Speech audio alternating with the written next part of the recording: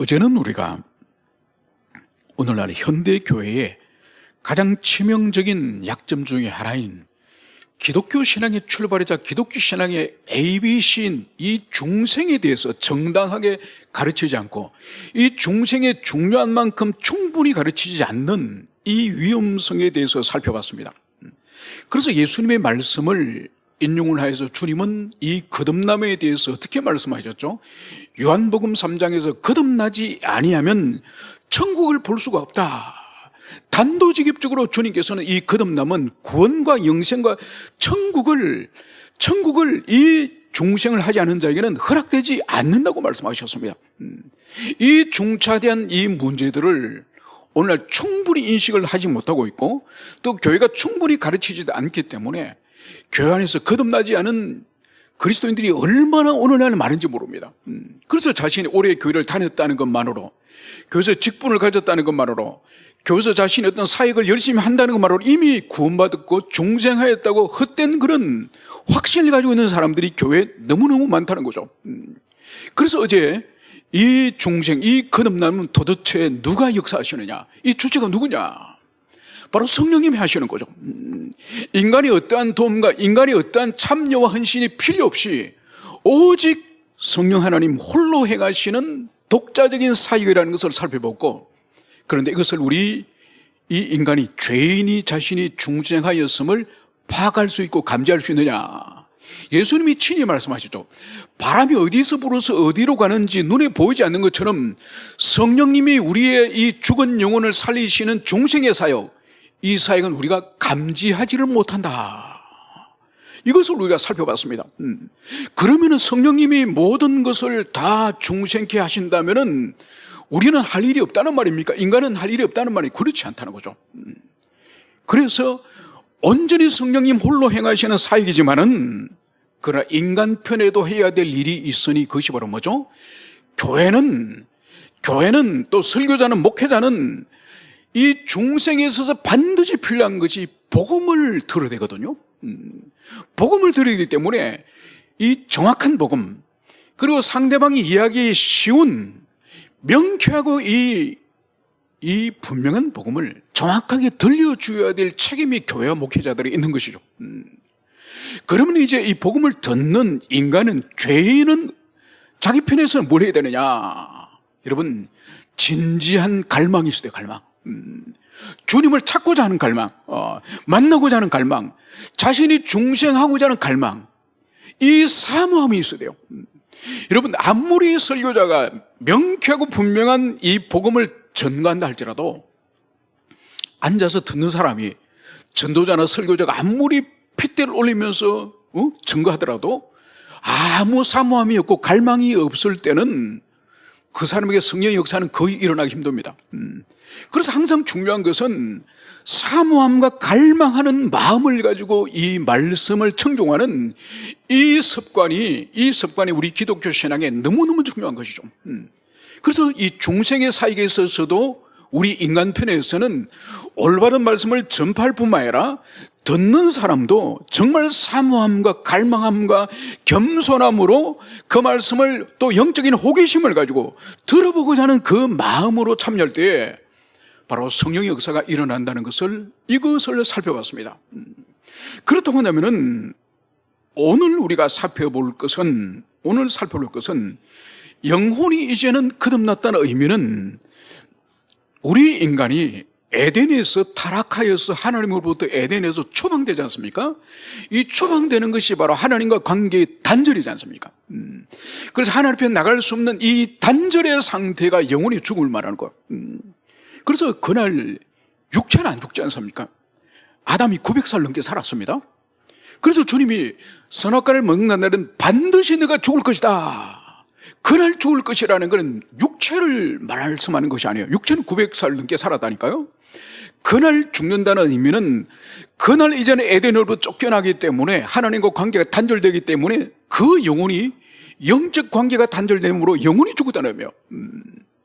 그래서 중생 다시 살리시는, 하늘로부터 다시 살리시는 이 거듭남 중생은 육체를 살린다는, 육체와는 아무 상관없는 거예요.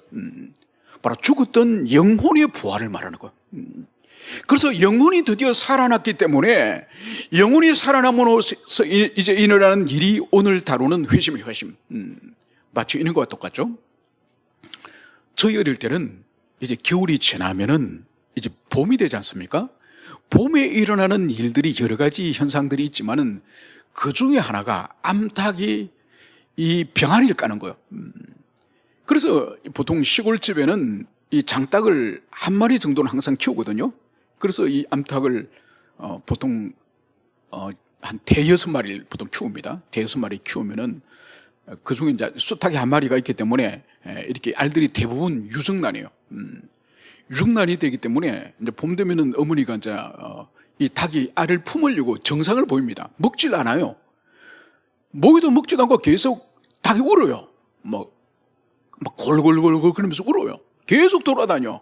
그럼 어른들이 딱 보고 저놈이 지금 새끼를 깔려고 하는 거라, 병아리 깔려고 하는 거라, 야야 저기 둥지에 한 열 서너 개 알 갖다 넣어놔라. 이래 어머니나 할머니가 저한테 얘기하면은 이제 이 큰 살독에, 어머님이 항상 이 계란을 하면서 살독에 이렇게 막 쌓아서 보관하더라고요. 큰 그런 장독대에. 그러면 장독대에 가서 알 중에서도 아주 큰 알, 튼실한 알, 이걸 한 12개, 13개 정도를 딱 이제 골라가지고 그거를 이제 이 지푸라기로 만든 이 닭의 둥지가 있습니다. 이 닭이 새끼 까는 둥지가 따로 있는 거예요. 거기 가서 이제 이 병아리를 위해서 알을 한 서너 개, 열 서너 개를 다 깔아둡니다. 그러면 딱 그걸 암탉이 보고 딱 거기 들어가요. 그리고 거기 들어가면은 모이를 먹는 시간 외에는 계속 거기 앉아 있는 거예요. 그냥 앉아만 있는 것이 아니에요. 이 밑에 이 계란에 대해서 그 암탉의 발톱이 계속 계란을 돌립니다. 한 자리 가만히 계란이 있는 것이 아니라 이 온기가 고루고루 전파되기 되기 때문에 이 발가락으로 계속 알을 돌리면서 위치도 바꿔주고 고루고루 몸이 자기 체온이 전달되도록 그렇게 하는 거죠. 그렇게 있다가 한 3주 정도, 20일 정도 되면은 어디서 삐약삐약 소리가 나요. 그러면 이 첫날은 한 서너 마리가 모가지를 매콤히 얼굴을 내밉니다. 그러면 막 멀리서 가까이 다가가면 안 되니까 멀리서 막 병아리 구경을 저희들이 합니다. 그리고 이틀이 지나면은 한 7, 8마리가 앉아 모가지를 딱 내미는 거죠. 그리고 한 3일 정도 되면은 이 12마리 정도 다 이제 엄마 이 배 밑에서 딱 얼굴을 내밀고 그 작은 귀여운 것이 그러는 거예요. 그러면 이제 어미가 나옵니다. 그런데 어미가 나오면은 그 둥지에 뭐가 있는 거야? 이 계란 껍질이 소복이, 이 병아리가 스스로 껍질을 깨고 나오지 않습니까? 껍질이 소복이 모였는데 분명히 13개를 깠는데 마당에 나온 걸 헤아려보면 12마리예요. 그래서 둥지 가보면은 알 하나가 그대로 있는 거야. 알 하나 그대로 있는 거예요. 그래서 알을 잡아서 이렇게 딱 흔들어 보면은 꿀렁꿀렁꿀렁 소리가 납니다. 바로 이 알이 뭔지 알아요? 무정란이에요, 무정란. 그러니까 수탉이 있더라도 모든 암탉에 낳는 계란이 다 유정란 아니에요. 그 가운데에 무정란이 있는 거예요. 여러분, 무정란은 뭐죠? 생명이 없는 거, 생명이. 아무리 오래 품더라도 생명이 없기 때문에 병아리가 나올 수 없는 거예요. 오히려 따뜻한 체온이, 이 암탉의 체온이 이 계란에게 3주 동안 이렇게 품으면은 썩어버려. 그러니까 그 속에 생명이 없는 것이 썩음을 통해서 드러나는 거예요. 그런데 생명을 가진 유정란은 암탉이 딱 품으면은 3주가 되면은 이 알을 캡해서 돌려주면은 그 안에서 병아리가 스스로 자기 부리로 딱 깨고 노는 거예요. 여러분, 그래서 이 병아리가 최초로 이제는 딱 나오면은 하는 행동이 두 가지가 있습니다. 뭘까요? 첫째는 삐약하고 울어요. 삐약하고 울어요. 그런데 어떻게 하는 건지 나오자마자 이 좁쌀을 딱 뿌려주면은 그걸 쪼아 먹어요, 이 병아리가. 여러분, 그래서 이 병아리가 딱 알을 깨고 나오면은 삐약삐약 우는 소리와 함께 이 바닥에 이 뿌려난 이 좁쌀가루를 쪼아 먹는 거예요. 여러분, 이것이 바로 유정란으로부터 생명이 탄생한 병아리가 본능적으로 하는 행동이 우는 소리와 먹이를 쪼아 먹는 이 행위가 본능적으로 일어나는 거예요. 여러분, 오늘 우리가 다루는 이 회심의 문제는 죽었던 영혼이 이제 성령님께서 살리시는 이 거듭난 중생의 역사를 우리가 경험하지 않습니까? 경험하면 병아리가 이제는 태어나면은 빼앗가고 우는 거와 모기를 쪼아먹는 이 본성이 있는 것처럼 우리 속에 죽었던 영혼이 이제 다시 부활하고 살아났을 때에 그 사람의 이제 의식 세계 속에서 무슨 현상이 일어나는지, 이것이 바로 회심의 문제죠. 그래서 회심은 반드시 중생한 사람에게 마치 병아리가 이제는 태어났을 때에 울고 모이를 먹는 현상처럼 중생한 영혼은 반드시 이런 현상을 가지게 되고, 중생하지 않은 사람은 이런 현상이 없다고 하는, 여기에 오늘 초점 맞춰서 오늘 회심에 대해서 살펴보고자 합니다. 그래서 이 회심이라고는 이 의미 자체를 우리가 먼저 이해해야 되는데, 이것은 거듭난 영혼, 중생한 영혼이 이제는, 중생은 무의식 세계에서 성령님이 엄밀히 하는 거라고 한다면은 이 회심은 의식 세계, 우리가 이제 경험하고 깨닫고 우리가 확인할 수 있는 의식 세계 안에서 이제 영혼이 활동하는 최초의 행위가, 최초의 행동이 바로 이 회심이라는 것을 볼 수 있습니다. 그래서 이 회심한 영혼, 이 중생한 영혼, 무슨 일을 최초로 하느냐? 제일 먼저 영혼이 이제 부활하고 이제 영혼이 중생할 때 제일 먼저 하는 행동이 바로 뭔가 하니까, 자기 죄에 대해서 회개하게 되고, 그리고 그리스도를 구원자로 굳세게 믿는 이 회개와 이 믿음이라고 하는 이 행동을 제일 먼저 영혼이 하는 거예요. 그래서 오늘 이 회심이라고 하는 이 단어의 의미가 죄에 대한 회개, 그리스도에 대한 믿음, 이 두 가지를 합쳐서 회심, 이 의미라는 것을 여러분들이 반드시 기억하시고, 이거는 기독교 신학에 너무나도 중요한 개념이기 때문에 여러분들이 항상 이것을 여러분들이 기억을 하셔야 됩니다. 그래서 성령님께서 중생은 우리도 모르게 엄밀하게 우리 속에서 거듭나게 하신다면은 이 회심은 우리가 아는 거예요. 우리가 변화된 걸 아는 거예요. 우리가 죄에 대해서 인식을 하는 거예요. 그리고 우리가 그리스도를 믿고자 하는 이 강한 열망이 우리 속에 일어나는 거예요. 이것이 바로 회심이라는 것을 여러분들이 기억을 하시기 바랍니다. 그래서 이 회심을 하기 위해서는 반드시 뭐가 필요하느냐? 죄에 대한 자각이 필요해요. 죄에 대한. 왜냐하면 자신이 죄인이고 죄가 뭔지에 대한 인식이 없이는 이 회심에 이를 수가 없습니다. 그래서 반드시 이 회심 있기 전에는 무엇이 있어야, 전도자나 목회자나 설교자가 복음 전도가, 복음 전파가 반드시 되는 거예요.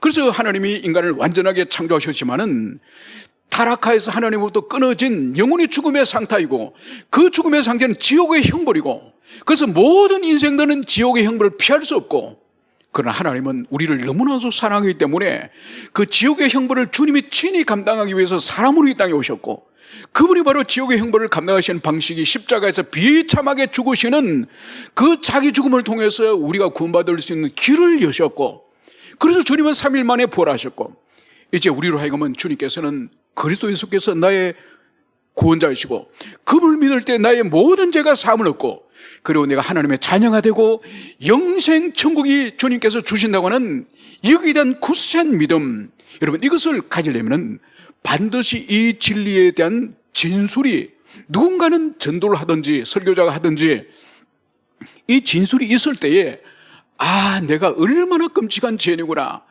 나의 죄 때문에 예수님이 십자가에서 그렇게 조롱을 당하시고 죽으셨구나, 이 인식이 있어야 되는 거예요. 그래서 반드시 이 회심을 위해서는 누군가는 진리를 증거, 복음 진리를 증거할 때에 이 회심이 이룰 수 있다는 것을 볼 수 있는 거죠. 그래서 여러분, 교회 생활하면서 또 누군가를 교회로 인도하여서 여러분 복음 진리가 증거되지도 않는데, 진리 말씀이 증거되지도 않는데 막 찬양이 뜨겁고 찬양을 하면서 눈물을 흘리고 또 기도할 때 같이 눈물을 흘리고, 여러분 이런 정서적인 이 반응, 여러분 이건 회심이 아니에요. 이거 속으면 안 됩니다. 여러분 회심은 반드시 진리가 증거되고 그 진리를 자신이 깨닫고, 그래서 자신이 죄인임을 이 인식이 먼저 출발해야 되는 거예요. 단순히 어떤 영적인 분위기, 종교적인 분위기, 그것 때문에 눈물을 흘리고 그것 때문에 어떤 마음에 울컥하는 감정 때문에 눈물을 흘리는 그것이 회심이라고 생각하면 안 되는 거예요. 반드시 회심에 이르기 위해서는 진리의 증거가 필요하고 그 진리를 깨닫고 자신이 죄인임을 인식하는 이것이 출발이라는 것을 여러분들이 이것을 가슴에 깊이 새기시길 바랍니다. 여러분, 그러면은 이 회심과 이 거듭남 중생의 차이를 우리가 잠깐 살펴볼 필요가 있습니다. 여러분, 이 회심의 근거, 이 회심할 수 있는 출발이 뭐냐? 여러분, 영혼이 중생하였기 때문에 회심이 일어나는 거예요. 이거 반대로 말하면은 여러분, 영혼이 거듭나지 않은 중생하지 않는 사람은 회심을 할 수가 없는 거예요. 회심이 이룰 수 없는 거예요. 그래서 회심이 이루는 사람은 이미 거듭났다고 하는 사람이에요. 이미 중생하였고 이미 그 사람은 하나님의 나를 볼 수 있는 사람이라는 이것을 먼저 이해됩니다. 그렇기 때문에 우리가 먼저 이 차이를 볼 때에 이 중생은 성령 하나님 혼자 은밀히 우리 자신도 모르도록 은밀히 성령님이 하시는 사이로 한다면은 이 회심은 그렇지 않습니다. 주도적으로는 성령님이 주도적으로 하지만은 우리 인간이 이 회심에 참여를 하는 거예요. 어떻게 참여하느냐? 바로 회심하기를 소망하고 회심하기를 원하는 자들에게 하나님께서 이 회심의 은총을 베풀어 주는 거죠. 그래서 자신이 죄에 대해서 회개하기를 원하는 자들에게 회개를 주님이 주시고 또 그리스도를 믿고자 하는 이 복음 진리를 통해서 그 좋으신 나를 사랑하시고 나를 위해서 십자가 지신 그 좋으신 주님이 나의 주님이 되었으면 좋겠습니다. 이 소망이 있는 자들에게 주님께서 회심의 은총을 베풀어 주는 거죠. 그러니까 중생은 무의식 속에서 성령님 혼자 하는 거라고 한다면은 이 회심은 복음을 듣고 자신이 회개하려고 하고 그리고 그리스도를 나의 구주로 믿고자 하는 자들에게 주님이 권총을 주신다고 하는 이 차이가 있다는 것을 이것을 여러분들이 가슴에 새기시길 바랍니다. 그리고 두 번째로는 이 거듭남은 이 중생은 무의식 세계 속에서 마치 바람처럼 바람이 보이지 않는 것처럼 그러나 결국은 바람이 지나갈 때 깃발이 흔들리는 그것은 볼 수 있는 것처럼 그렇게 중생의 역사가 일어난다고 한다면 회심은 이 살아난 영혼 죽었던 영혼이 다시 살아남으로 말미암아 이 영혼이 이제 감각을 가지는 거예요. 이 감각의 본질이 뭐냐? 하나님을 사랑하게 되고 죄는 미워하게 되는 거예요. 여러분, 하나님은 사랑하되 하나님이 기뻐하지 않는 불순종의 삶이나 하나님이 기뻐하지 않는 죄된 삶은 이제는 혐오하고 싫어하게 되는 이 본성을 가지는 거예요. 그리고 우리가 이 회심에는 두 가지 회심이 있다는 것을 이해됩니다. 첫 번째 아주 좁은 의미의 회심, 이것은 뭔가 하니까 인생에서 단 한 번 경험하는 거예요. 최초로 경험하는 거예요. 최초로 경험하고 단 한 번 경험하는 것이 바로 뭔가 하니까 이것은 복음을 깨닫고 그리고 자신이 얼마나 죄인인지를 깨닫고 그리고 자신의 죄를 진실로 주님 앞에 회개하고 그리고 그리스도를 굳세게 붙잡는 이 최초의 사건, 이 최초의 사건이 좁은 의미의 회심이에요. 바로 이 회심을 통해서 우리가 구원에 이르렀음을 우리가 확인하는 거죠. 그래서 이 좁은 회심을 통해서 내 자신이 중생하였고 내 자신이 하나님의 자녀고 이제 천국 백성이라는 것을 이 좁은 의미의 회심을 통해서 우리 자신이 확인하는 거예요. 그렇다면 이 좁은 의미의 회심이 없었다고 한다 아직 그 사람은 거듭난 게 아니에요. 그 사람은 아직 하나님의 백성이 아닙니다. 그러면 넓은 의미의 회심이란 게 뭐냐? 여러분, 좁은 의미의 회심을 경험한 사람, 즉 일평생에 단 한 번밖에 없는 이 좁은 의미의 회심을 한 사람은 우리 일상 속에서 계속적으로 회개를 하는 거예요. 계속적으로 믿는 거예요. 여러분, 회심이라는 의미가 죄에 대한 회개, 그리스도의 믿음이지 않습니까? 이것이 일평생 동안 계속되는 거예요. 그래서 예수님이 친히 베드로에게 말씀했지 않습니까? 제자들이 발을 하나씩 씻겨 오니까 베드로가 아이고 제 발은 손대지 마십시오. 그럼 예수님이 뭐라고 하셨습니까? 네가 너에게 씻김을 받지 않으면 너는 나와 아무 상관이 없다. 그러니까 또다시 풀쩍 뛰면서 주님 저를 목욕을 시켜주십시오. 그러니까 주님이 뭐라 하시죠? 너희들은 이미 목욕은 다 했다. 대신 날마다 더럽혀진 발을 씻어야 된다. 여러분, 그것이 뭔가요? 주님께서 목욕을 했다는 의미는 이미 죄의 사함을 얻고 우리 새로운 피조물이 됐다는 거예요. 그렇지만 날마다 우리가 또 자범죄를 짓지 않습니까? 그죠? 거짓말을 하고 미워하고 시기하고 속이고 그렇기 때문에 날마다 발은 계속 씻으라는 거예요. 이것이 바로 넓은 의미의 회개를 말하는 거죠. 넓은 의미의 회심. 그래서 또다시 주님 앞에 죄를 회개하고, 주님, 제가 이렇게 살았습니다. 이렇게 넘어졌습니다. 용서해 주십시오.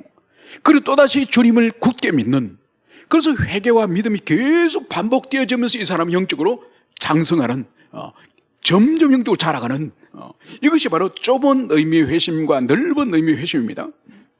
그러면은 이렇게 생각할 겁니다. 과연 내가 회심했는가?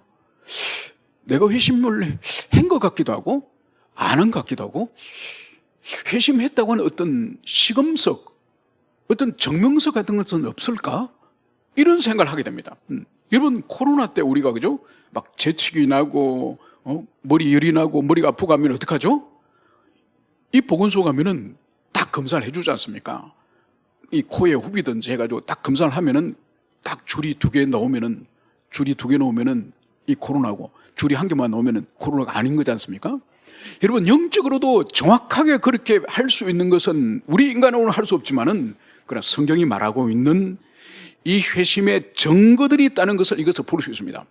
오늘 3가지를 말씀을 드리겠습니다. 먼저 죄에 대한 인식, 그리고 죄에 대한 인식으로 인한 속죄에 대한 감각이 생기는 거예요. 여러분, 예전에는 죄라고 하면 살인이나 강도나 절도나 사기라든지 이것이 죄라고 생각을 했지만은, 이 회심을 하고 나면은, 우리 영혼이 거듭나고 나면은 죄에 대한 인식이 완전히 달라지는 것을 볼 수 있습니다. 바로 뭔가 하니까, 이 죄에 대한 것은 우리 사회적인 어떤 그런 기준이라든지 우리가 가지고 인식에 의해서 이것은 죄고 죄가 아닌 것이 아니라 하나님의 기준을 우리가 받아들이는 거예요. 그래, 하나님이 우리의 마음으로 생각으로도 주님이 기뻐하지 않는 것을 생각했을 때 이것이 하나님이 죄로 인식하고, 우리 입으로 불평이나 입으로 누구를 저주하거나 입으로 누구를 미워하는 그런 독한 말을 했을 때도 이것이 하나님 눈에는 얼마나 큰 죄인지를 깨닫게 됩니다. 물론 행위로서 죄를 드러냈을 때도 이것은 얼마나 큰지, 파괴력이 큰 죄인지. 여러분, 그래서 죄에 대한 인식이 완전히 달라지는 거예요. 그래서 예전에는 함부로 말하고 함부로 악한 것을 생각하고 함부로 행동을 사람들이 안 본다면 했지만은, 이제는 주님이 나의 모든 생각과 말과 행실을 감찰하시기 때문에 이제는 죄에 대한 개념 자체가 완전히 뒤집어지는 거예요. 그래서 자신은 이 죄악 덩어리라는 걸. 그래서 바울 사도가 나는 죄인 중에 괴수다 그러지 않습니까? 그런 말씀을 통해서 바울이 괴수면은 나는 죄악 중에 나는 총사령관이다, 이런 인식이 되는 거죠. 자신이 정말 죄의 덩어리, 죄의 오물 덩어리라는 인식이 되는 거예요. 여러분, 제가 청년 때 우리 교회가 저기 관악산에 있었습니다. 그래서 청년들 다 데리고 목사님이 이 금요일 되면 여름에, 그 당시에는 에어컨도 없고 하기 때문에 그러니까 90년도에, 그래서 여름에 많이 더울 때는 뒤에 관악산에 거기에 산기도를 갔습니다. 금요일 저녁에 산기도를 갔는데, 그때 제가 이제 제일 받아들이기 힘든 것 중 하나가 죄인이라는 거예요. 그래서 엄청 마음이 기분 나쁜 거야. 아니, 나름대로 모범적으로 잘 살았다고 생각하는데, 아니 자꾸 죄인을 회개하라고 그러니까 엄청 반감도 생기고, 그리고 도대체 왜 죄인인지 하나님께 따지고 싶은 거예요. 그래서 금요일날 이렇게 관악산에 큰 바위 그 반석에 한 20명 정도 둘러앉을 수 있는 큰 바위로 이제 기도를 이제 시작을 했는데, 이제 그날 저녁에 제가 이제 각오를 했죠. 하나님, 내가 왜 죄인인지 주님이 그것을 분명히 나에게 알려주십시오. 그리고 그날 밤에 이제 기도를 하면서 결국 그날 방언도 주셨어요. 방언도 하게 되고, 그리고 나서 어떤 일이 일어나는 거니까 환상을 보여주시는 거예요. 그러니까 내가 인식을 이미 잊어버렸던, 기억을 잊어버렸던 것부터 해서 하여튼 어린 시절부터 제가 주님이 기뻐하지 않는, 그래 나는 아무런 문제가 되지 않는다고 생각했는데 주님이 기뻐하지 않는다고는 인식을 심어주면서 더러운 삶을 다 보여주시는 거예요. 그리고 거기 한 저녁 한 7시, 8시부터 회개 기도를 했는데 몇 시까지 했냐? 새벽 2시까지 했습니다. 한 기도를 한 6시간을 바위에서 기도한 거예요. 그 반석에서. 그래서 다른 분들은 다 내려가고 목사님만 저 옆에 계셨고 또 형제 한두 명 있었고, 그러면서 제 자신이 너무너무 부끄럽고 악한 죄인인 것을 깨달으면서 막 머리를 땅에 찧은 거예요. 문제는 뭔가 반석이 반석, 머리가 깨졌어요. 그래가지고 여름 내내 이 머리에 딱지를, 흔 딱지를 이렇게 반창을 붙이고 다닌 적이 있습니다. 뭘 말씀하는 겁니까? 죄에 대한 인식이 달라지는 거예요. 여러분, 죄에 대한 인식이 달라지는 것은 두 가지 결과를 가졌습니다. 자신이 얼마나 더러운 죄인인지에 대한 자기에 대한 이 정확한 인식을 하게 됩니다. 그럼 두 번째 뭐냐? 다른 사람을 그렇게 이제는 악하게 보지 않는 거예요. 마찬가지라는 거죠. 그래서 다른 사람을 판단하고 정죄하고 다른 사람을 조롱하고 다른 사람을 비하하고 여러분 이것이 사라져버린 거예요. 왜냐하면 저 사람처럼 나도 마찬가지다. 마찬가지로 나는 드러나지 않을 뿐이고 내 마음을 다른 사람이 알지 못했을 뿐이지 내 마음을 아시는 하나님 눈에는 마찬가지다. 여러분 이것을 경험하고 나니까 다른 사람에 대한 정죄나 미움이 사라져버린 거예요. 여러분 이것을 예수님이 말씀하셨죠. 너희는 1만 달란트를 탕감받는 자다. 그리고 다른 사람은 너희에게 해를 끼친, 너희들에게 상처를 준, 너희들의 아픔을 준 사람은 100데나리온을 너희들이 빚진 자다. 여러분 그래서 보세요. 1만 달란트를 탕감받고 집으로 가다가 길에서 자기에게 겨우 100데나리온 빚진 사람을 멱살 잡고 감옥에 채웠지 않습니까? 그래서 예수님이 뭐라 그러십니까? 너는 1만 달란트를 탕감을 받고도 100데나리온은 그 사람을 용서하지 못하느냐? 그러면서 너도 감옥에 들어가라. 여러분 죄인식이 달라지는 거예요. 회심을 하고 나면. 그래서 자기에 대해서는 얼마나 자신이 추악한 괴물 같은 존재인지, 그리고 다른 지체를 향해서는 함부로 판단하고 정죄하고 미워하는 그런 일이 없어지는 거죠. 이거 첫째의 이 죄인식, 이 속죄의 은총. 그래서 여러분 이러한 자신을 위해서 예수님이 십자가의 죄의 삶을 위해서 십자가에 죽으셨다고 이걸 생각할 때 주님의 죄 용서가 얼마나 크신 은혜인지, 그래서 이 속죄의 이 죄 삶에 대한 감사의 마음이 물밀듯이 밀려오는 거죠. 두 번째로는 뭐냐? 사랑의 감각이 우리에게 생겨나는 거예요. 사랑의 감각.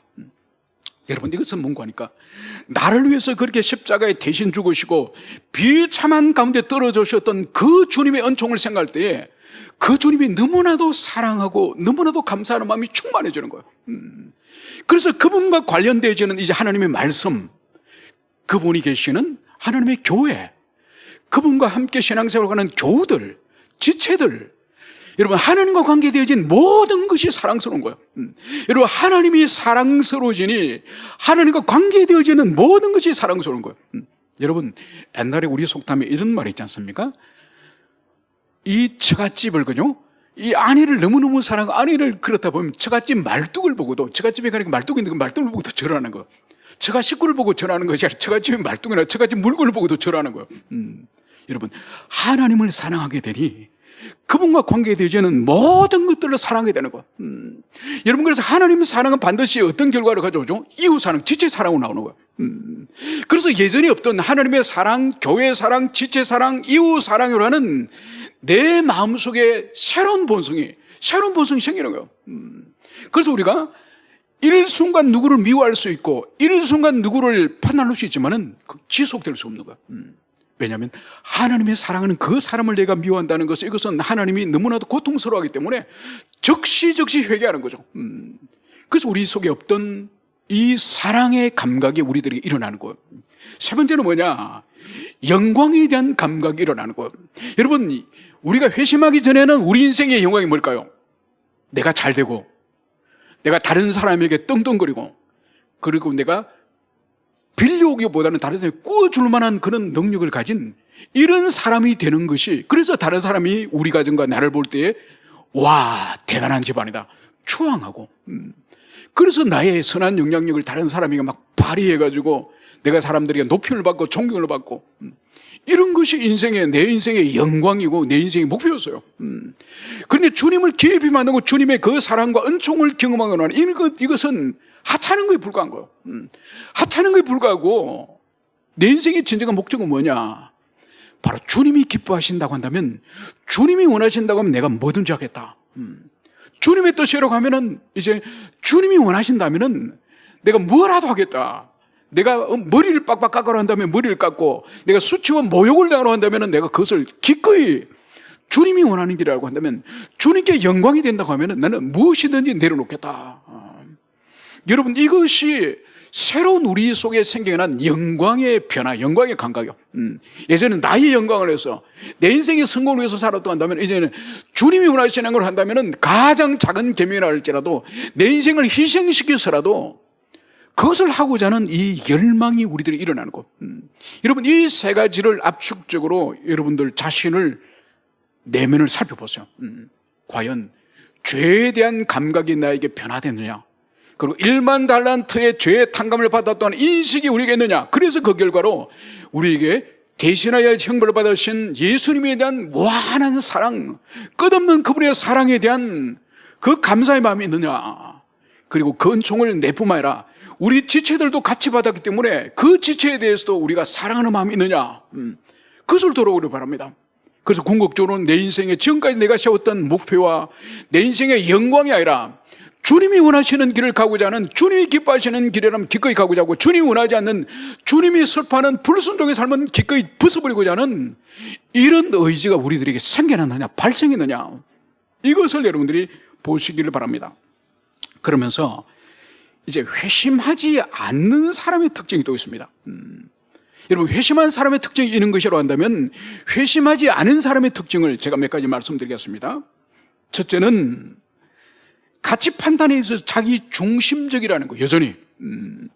여러분, 겉모습은 교회를 열심히 다니고 신앙생활을 하는 것처럼 보이고 교회 직분이 되고 다른 사람들에게 이번에 내가 권사가 되었습니다, 이번에 내가 목사가 되었습니다, 이번에 내가 장로가 되었습니다, 이렇게 말하지만은 여러분, 어떤 일을 판단함에 있어서, 어떤 일을 결정함에 있어서, 어떤 길을 가고자 하면서 그 길을 성경 말씀이, 하나님의 말씀이 아니에요. 자신이 원하는 길을 가는 거야. 자신이 하고 싶은 것을 하는 거야. 여러분, 최종 선택, 가장 중요한 결정적인 순간에 자기 판단이 자기가 중심이 되는 삶을 사는 거예요. 이런 사람의 특징은 뭔가? 기도가 없습니다. 그러니까 내가 하고 싶은 걸 하는 거예요. 오랜 고민을 통해서 주님의 뜻이 이것입니다, 그래서 나는 이 길을 가겠습니다, 이 하나님의 말씀과 기도의 지지를 받지 않고 자기 직관적으로 인생을 선택하는 거예요.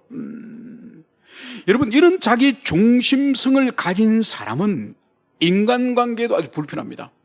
왜냐하면 신앙생활을 오래 하고 그랬음에도 불구하고 회심을 하지 않으니 모든 인간관계도 자기 중심으로 돌아가야 되는 거예요. 그래서 자기에게 좀 기분 나쁜 태도를 보이면 그냥 뭐 싸울 듯이 모든 관계가 이 자기를 딱 중심에 놓고 모든 사람들이 자기를 이 중심으로 떠받쳐주고 인정해주고 자기가 주도적으로 그렇게 하지 않으면 견디질 못하는 거야. 이건 뭐냐? 회심하지 않은 사람의 자기 중심성, 자기 사랑이 아직 깨어지지 않기 때문에. 여러분, 이것이 있는 사람은 아직 회심한 사람이 아니에요. 두 번째로는 신령한 것을 좋아하지 않습니다.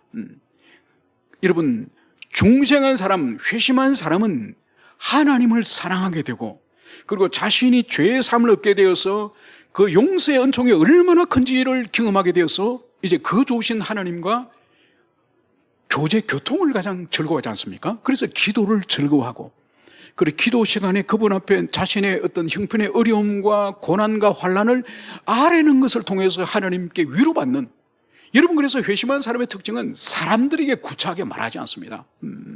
여러분, 사람들에게 내가 이런 일을 지금 당했는데 어떻게 하면 좋습니까? 이런 일이 있는데 돈 좀 빌려주십시오, 여러분, 그렇게 말하잖아. 여러분, 회심한 사람의 특징은 삶의 방식이 신령한 거예요. 그래서 인생에 묵은 짐이 있으면은, 여러분, 사람들은 보세요, 무슨 말을 하면 어떡합니까? 좋은 관계가 있을 때는 그 사람의 말을 들어주지만은 관계가 깨지면 어떡하죠? 그때 그 사람의 약점을 퍼뜨리고 다녀요. 그래서 세월이 좀 지나면 그 이야기가 돌아서 자기 귀에 들어오는 거죠. 알고 보니까 언제 그 사람에게 말했던 그 말이 돌아와서 자기 귀로 들어오는 거죠. 여러분, 이거 신령한 사람이 아니에요. 여러분, 신령한 사람은 모든 인생의 무거운 짐을, 예수님이 친히 말씀하지 않았습니까? 수고하고 무거운 짐진 자라 다 내게로 오라, 내가 너희를 쉬게 하리라. 여러분, 주님이 자신 앞으로 나와서 무거운 짐을 내려놓게 하셨나? 왜 인간을 찾아다니면서, 왜 불신자를 찾아다니면서, 왜 세상을 찾아다니면서 자기 인생의 삶을 구걸합니까? 왜 도와달라고, 왜 자기 편을 달라고 그럽니까? 그건 회심하지 않았다는 결정적인 증거가 신령한 세계에 대한 신령한 감각이 그 사람이 없는 거예요. 그래서 인생의 문제를 풀 때 인간적으로 푸는 이것을 여기서 볼 수 있습니다. 그리고 세 번째로는 회심하지 않은 사람들의 마음에는 하나님의 마음이 없는 거예요. 여러분, 하나님의 마음이 없다고 하는 것은 이것은 하나님의 거룩한 정서를 말하는 거예요. 여러분, 하나님의 거룩한 정서가 우리에게 느껴지지 않는다는 거죠. 여러분, 회심하지 않은 사람은 하나님과 개인적이고 인격적인 이 교제, 소통이 없지 않습니까? 그죠? 여러분, 여러분들이 좋아하는 어떤 친구라든지 아니면 지인이라든지 교우들이 있으면은 시간이 있을 때 이렇게 전화 통화를 하지 않습니까? 아니면 만나서 차도 마시죠. 그런데 오랜만에 만났는데 이야기를 들어보니까 큰 어려움이 있는 거예요. 몰랐는데 일주일 사이에. 그래서 부부지간에 대판 싸워가지고 막 집안에 그릇도 깨고 애들은 막 울면서 학교도 안 간다 그러고 정말 골치 아픈 일이 이 친구 집에 생긴 거예요. 여러분, 그러면 그 이야기를 듣고 그냥 가만히 집으로 그냥 변하는 마음으로 돌아옵니까? 여러분, 친하면 친할수록 그 지체가 지금 다 하고 있는 그 가정의 위기, 그 아이들의 그 사춘기 아이들이 지금 학교도 안 가려고 그러고 가출하려고 그러고, 여러분, 그 모든 짐들이 그대로 그 대화를 나누는 내 가슴에, 내 마음에 그대로 전달되지 않습니까? 왜냐? 사랑하기 때문에 그 사람의 기쁨도 전달되어지고 고통도 전달되고 슬픔도 전달되어지고. 여러분, 인간과 인간의 교제를 통해서도 모든 정서의 이 이동이, 정서의 교감이 있는데, 여러분, 우리를 사랑하시고 또 우리가 사랑하는 그 주님과 기도라든지 우리가 그분과 교통을 통해서 하나님의 마음이 우리에게 전달되지 않는다고 한다면은, 여러분, 이것은 회심하지 않은 사람이에요. 그래서 회심한 사람의 이 마음의 특징은 주님과 개인적이고 인격적인 교통을 통해서 하나님의 마음이 우리에게 수시로 전달되는 거예요. 그리고 우리 마음도 물론 주님께 기도로 아뢰어주고, 그죠? 그래서 하나님의 이 정서적인 부분이 우리에게 끊임없이 밀려오는 이 영적 현상이 없는 사람이에요. 회심하지 않은 사람은. 그래서 여러분, 이런 사람의 특징이 바로 뭔고 하니까, 기도 생활이 없을 뿐만 아니라 또 하나님의 위로하심이나 또 하나님의 또 책망하심, 이런 것을 듣지 못하는 거예요. 여러분, 아무도 모르지만 우리가 어떤 악한 일을 범했지 않습니까? 본 사람이 아무도 없어. 아무도 몰라. 그런데 회심한 사람의 특징은 뭔가 하니, 이걸 가지고, 이런 마음을 가지고 주님 앞에 나갔을 때에 주님은 알고 계시죠. 그리고 우리가 기도를 하면 주님이 책망을 하시죠. 너 이런 생각을 가졌지? 너 누구에게 이런 악한 말을 했지? 너 몰래 회사에서 이런 일이 있었지? 그건 내가 기뻐하지 않은 거다. 너 그것이 죄라는 것을 너가 알고 있지? 너 그 불순종이라 알고 있지? 회개해라. 여러분, 이 마음이 성령님께서 우리에게 주시는 거예요. 회심한 사람들에게는. 여러분, 그러면 어떤 일이 벌어집니까? 우리가 변명합니까? 그게 아니고요. 여러분, 회심한 사람은 특징 중 하나가 바로 뭔가 하니까 하나님의 마음을 느끼기 때문에 그 자리에서 회개로 나가는 거예요. 여러분, 회심하지 못한 사람의 특징, 하나님의 마음이 우리에게 전달되지 않기 때문에 회개를 못하는 거예요. 회개를. 누가 보더라도 지금 회개할 상황인데, 참여할 상황인데, 여러분, 그 사람 본인은 회개가 안 되는 거. 왜냐하면 회심하지 않았기 때문에 하나님의 마음이 그 사람에게 전달이 되지 않은 거예요. 전달이. 그래서 다른 사람이 볼 때는 어떻게 느껴지느냐? 뻔뻔하게. 아니, 저 정도로 망가지면은, 저 정도로 죄를 지으면은, 저 정도로 불순종의 삶을 사면은 부끄럽게 참여를 해야 될 텐데, 여러분, 회심하지 않은 사람은 하나님의 마음이 전달이 되지 않으니까 뻔뻔스럽게 사는 거예요. 뻔뻔스럽게. 물론 여기는 회심은 하였지만 영적인 깊은 침체 속에 있을 때도 하나님과 관계가 단절되기 때문에 이 교통이 느끼지 않습니다. 그래서 이런 사람의 특징은 영적인 뻔뻔함을 가지고 살아간다는 이것을 볼 수 있습니다. 이것이 바로 회심하지 않은 사람의 특징이에요. 그리고 또 한 가지를 말씀드리면은, 회심하지 않은 사람의 특징은 의지가 하나님께 꺾어지지 않고 의지가 굴복되지 않는다는 거예요. 여러분, 우리 속담에 이런 속담이 있지 않습니까? 아주 고집 센 사람을 뭐라 그러죠? 고래심줄 같다, 이런 말이 하죠. 그죠? 고래심줄. 그래, 고래심줄이 얼마나 단단하면은, 여러분, 그런 사람이지 않습니까? 여러분, 고집이 센 거는 인생에서 유익한 것도 있죠. 자기 소신이 뚜렷하고 고집이 있어서 나름대로 소신껏 밀고 나가는 고집이 유익한 점도 있습니다. 여러분, 신앙 안에서 고집이 센 거는 참 고생을 많이 합니다. 왜냐하면 하나님은 우리의 고집을 하나님은 결국은 꺾으세요. 설득도 하시고 말씀을 보내주시고 권면도 하지만은 여러분, 그 고집이 꺾어지지 않을 때는 하나님의 자녀일 때는 징계를 주세요. 여러분, 그래서 징계라고 하는 이 단어의 의미를 여러분 아시죠? 그죠? 이 징계의 단어는 자녀를 만들어 가시며, 자녀를 만들어 가는 것이 징계예요. 여러분, 회초리를 들고 아니면 따끔한 말을 부모들이 하지만은 그것을 자녀들에게 상처 주려고 합니까? 아니죠. 그죠? 상처가 아니라 그 아이가 좋은 말로 할 때는 되지 않기 때문에 따끔한 말, 아픈 말을 하고, 그거로도 되지 않으면 어떡합니까? 이 고통, 이 상처라고 하는 이 고통을 딱 몸에 육체적인 징계를 딱 때림으로 말미암아서 말을 기억하는 것보다 이 아픔을 훨씬 인간은 오래 기억을 하지 않습니까? 그래서 그 사람이 가지고 있는 이 죄된 습관, 이거와 인격을 분리시키기 위해서 여기 중간에 매초를 사용하는 거예요. 여러분, 그렇기 때문에 이 징계를 주님은 사용하세요. 그래서 우리가 잘 생각해야 되는 건 뭔가, 하나님은 말씀으로 오랫동안 설득하고 기다리시지만은 그것이 통하지 않을 때는 벼락 같은 말씀을 주시지만은 그것으로도 되지 않으면 주님 뭘 하시느냐? 자식을 만들기 위해서, 자녀를 만들기 위해서 주님은 징계를 사용해요. 징계를. 여러분, 이 징계는 여러 가지 형태로 올 수 있습니다.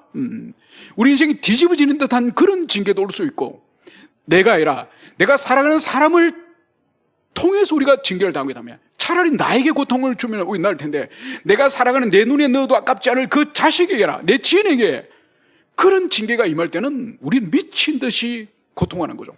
그 목적은 돌아오도록 하기 위해서, 우리의 고집을, 우리의 이 자아를 끊기 위한 하나님의 뜻이란 이것을 여러분들이 기억하시길 바랍니다.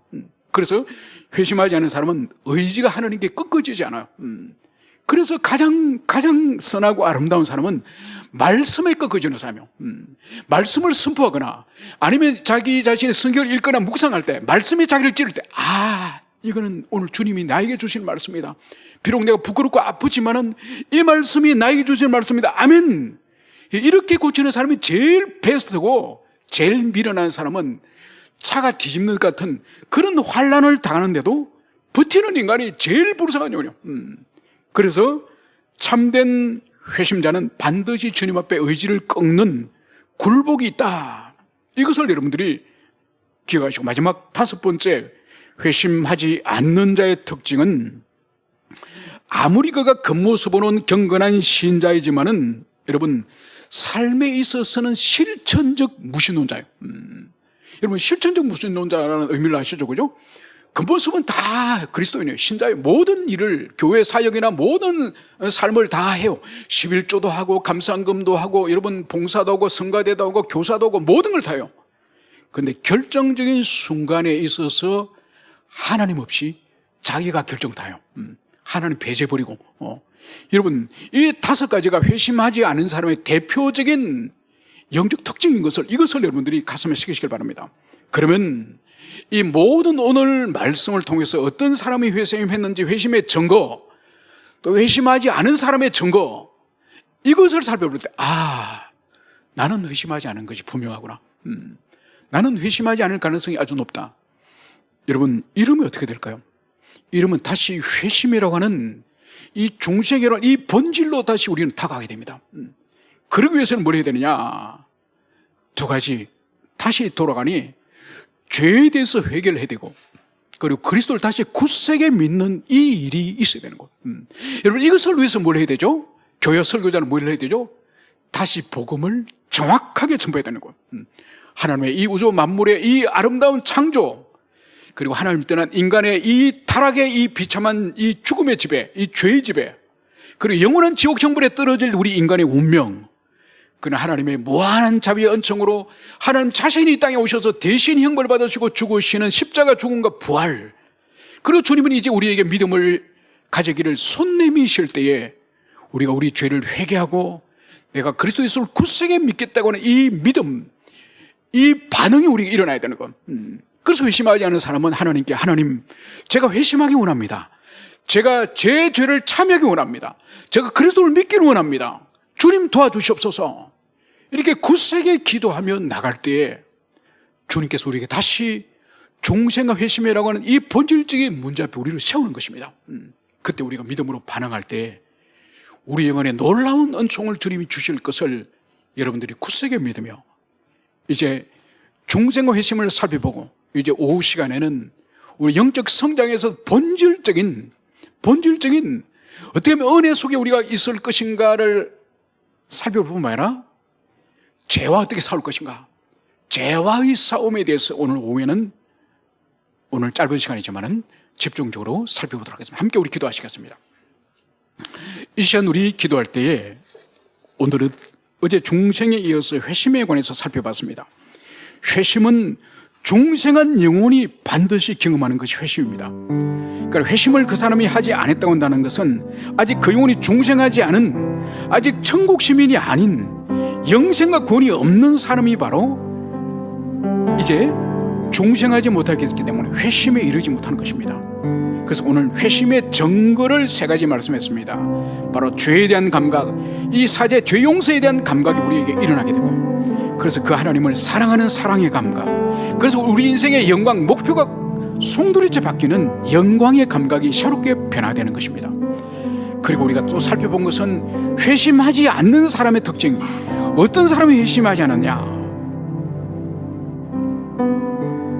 여전히 자기중심적이고 신령한 것을 좋아하지 않고 하나님의 마음이 경험되지 않고 의지가 여전히 굴복하지 않고 이 고집스러운 삶, 그리고 실천적으로 무신론자인 이 증거들이 바로 그 사람이 아직 회심하지 않았다는 증거입니다.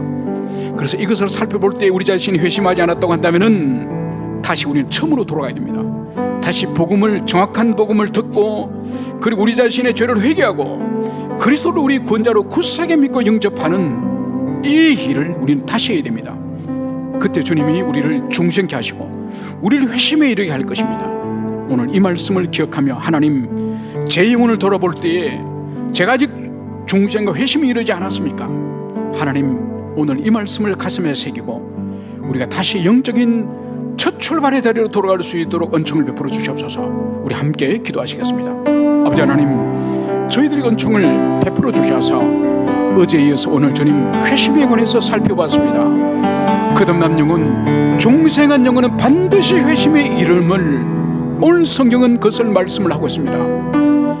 아버지 하나님, 저희들 한 사람 한 사람에게 은총을 베풀어 주셔서 우리 영혼의 상태를 정직하고 진실하게 주님 바라볼 수 있도록 하나님 은총을 베풀어 주시옵소서. 우리들에게 주님 회심하였다고 하는 증거가 분명히 있든지 이것을 살펴보기 원합니다. 우리가 주님 죄에 대한 생각이 변화됐는지, 그래서 우리의 그 1만 달란트에 해당되는 엄청난 그 죄를 우리가 탕감받았는지 용서받았는지, 그래서 주님에 대한 죄 용서에 대한 그 감사가 충만했는지를 돌아오기 원합니다. 그래서 우리를 용서하시고 우리를 구원하신 하나님에 대한 사랑이 우리 속에 충만한지, 그리고 그 하나님의 사랑을 같이 받은 우리 교우들, 우리 지체들 향한 사랑이 우리 심령 가운데 차고 넘치는지 돌아보기 원합니다. 그래서 우리 인생이 지금까지는 우리 자신이 잘되고 번영하고 복을 받고 그것이 우리 인생의 목적이라 한다면은 이제는 하나님의 나라와 그분을 위해서 살고자 하는 우리의 영광의 목표가 바뀌었는지 돌아보기 원합니다. 아버지 하나님, 그리고 또 우리에게 주님 회심하지 않는 사람의 5가지 증거를 주님 살펴봤습니다.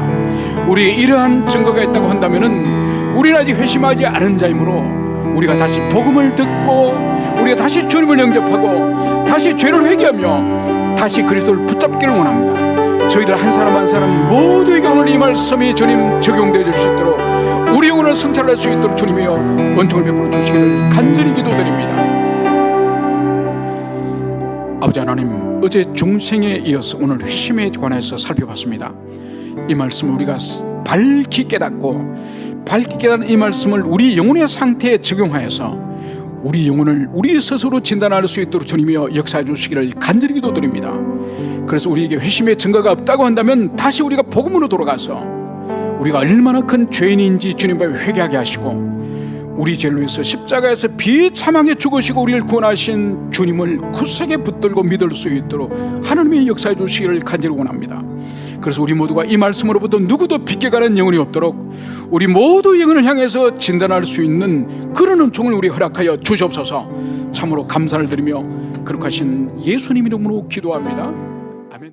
이제는 우리 주 예수 그리스도의 은총과 아버지 하나님의 사랑과 성령 하나님의 교통하심이 중생과 이 회심의 이 진리를 우리 영혼을 깊이 비춰보게 해주시고, 그래서 우리가 주님 앞에 진실하고 정직하게 반응할 수 있도록 주님 저희들 힘주시기를 간절히 저희들이 간구하는 의형 주님에게 모든 성도들 가운데 이제로부터 영원히 함께 있을지어다.